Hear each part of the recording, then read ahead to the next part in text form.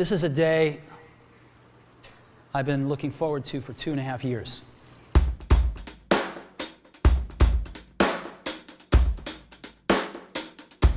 Every once in a while, a revolutionary product comes along that changes everything.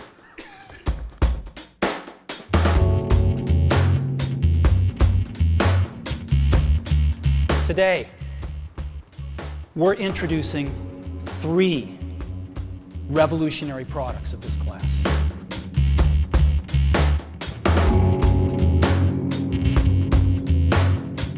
These are not 3 separate devices. This is one device.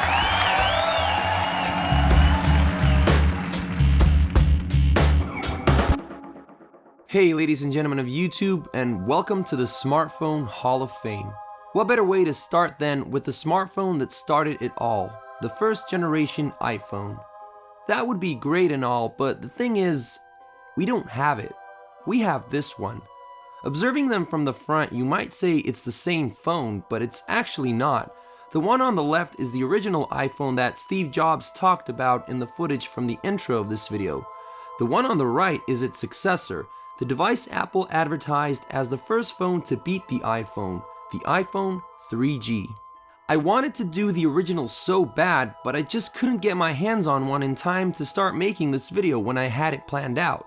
In the meantime, I was able to get a 3G just a few days after I ordered it, so I decided that's the one.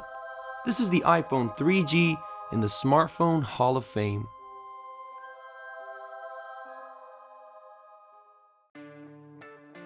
To quote Apple, it was the first phone to beat the iPhone.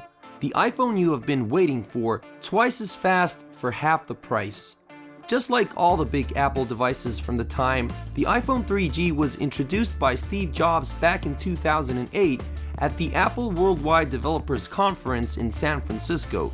Jobs presented a stronger iPhone that was going to sell for a much cheaper price than the original, as well as a plan to ship the device to 70 countries within the first year of sales. The device finally hit the market on July 11, 2008. The 8GB version sold for $199 and the 16GB version sold for $299 US. The success it had is best described with the fact that it sold in 1 million units in its opening weekend. That's a number of sold units that took the original iPhone 74 days to reach. But really, how different are the 3G and the first gen? As we mentioned a bit earlier, a frontal glimpse at the 2 devices doesn't really reveal that many differences. Aesthetically, the biggest change can be seen when comparing the 2 phones from the back, as the aluminum cover had been replaced with a full plastic one. Hardware-wise, the 3G was powered by the same CPU and had the same amount of RAM as the first gen. But if we take a closer look, we can see that the 3G did indeed have a few hardware and software features that the original iPhone didn't. So let's start with design. The iPhone 3G was 115.5mm high, 62.1mm wide, and 12.3mm deep, which actually made it 0.7mm thicker than the original. Slightly lighter than its predecessor, it weighed at 133 grams and had redesigned plastic polycarbonate housing on the back. Further design changes were applied to the buttons, which were made out of metal as opposed to previous plastic ones. On the left, you had the volume rockers as well as the ring/silent switch. On the top, you had the power control, a SIM card slot, and a new 3.5mm headphone jack instead of the recessed headphone jack that was included on the original iPhone. The bottom included the same speaker, microphone, and charger jack, while the right side of the phone was left clean. The iPhone 3G also had tapered edges in order to provide a better grip, and it introduced the first official color options, black for the 8GB version and black and white for the more expensive 16GB version. The new phone featured the same exact multi-touch enabled capacitive touchscreen with a resolution of 320 by 480 pixels and a density of 165 pixels per inch. On the front, the 3G included the same sensors as the original iPhone, as well as Corning Gorilla Glass for protection and a oleophobic coating. Just like on the outside, the 3G has many similarities with its predecessor under the hood as well. It included a 32-bit 620 MHz processor that was underclocked to 412 MHz, a PowerVR MBX Lite 3D GPU, and 128 MB of DRAM. Probably the most significant improvement was the one the device got its name from, 3G networking, which allowed faster data downloading. Another thing that was added was assisted GPS, which allowed more efficient turn-by-turn navigation. One more feature that the 3G got straight from the original iPhone was its 2-megapixel rear camera. It had no flash, optical zoom, autofocus, nor the ability to record videos, which was made possible later on thanks to different applications. All this was powered by an internal rechargeable battery rated at 1150 milliamps, which of course was not user replaceable. On launch, the 3G came preloaded with Apple's latest operating system for mobile, the iPhone OS 2.0. The operating system received updates for its software for over 2 years. It received its final update on November the 22nd, 2010, when Apple released iOS 4.2.1. One of the most exciting features of the OS was the new App Store, which allowed users to download third-party apps with a Wi-Fi or 3G connection. Truth be told, Apple wasn't the first company that offered third-party apps, but the thing that put them ahead in the game was the simplicity and style in which they delivered them to the users. Another great software feature that the 3G had was Exchange Email, which allowed you to set up your existing email accounts inside the app.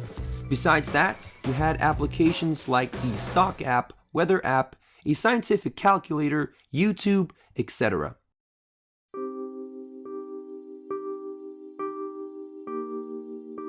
After all we said, one might ask, is the iPhone 3G usable today in the year 2016? Well, that depends on what your standards for a usable smartphone are. Of course, I'll try to answer this question from the perspective of an average user. If you're looking for all the perks that even a low-budget modern smartphone has to offer these days, the simple answer is no. The software is just too outdated, which not only means that you'll be missing out on new standard features, but you'll also be taking unnecessary security risks. Most of the apps you find on the App Store won't even work, and even if you're a progressive user who installs custom firmware in order to get older versions of particular apps, at best they will provide you with a very limited user experience. But if your definition of usable is sending and receiving calls and SMS messages, emails and web browsing, then my answer is yeah. Or still, maybe even no. Look, as far as calls and messages go, the 3G is totally fine, but when it comes to emails and web browsing, again, you'll have to deal with a very limited and risky user experience. The Exchange service will allow you to set up your account, but your email provider most likely won't. For example, Google. They'll block the process and inform you that someone tried to sign into your account from a less secure app. Of course, you can allow access, but that would mean putting your account at unnecessary risk. As for web browsing, your user experience would most likely vary. Some websites work fine, like the mobile YouTube page for example.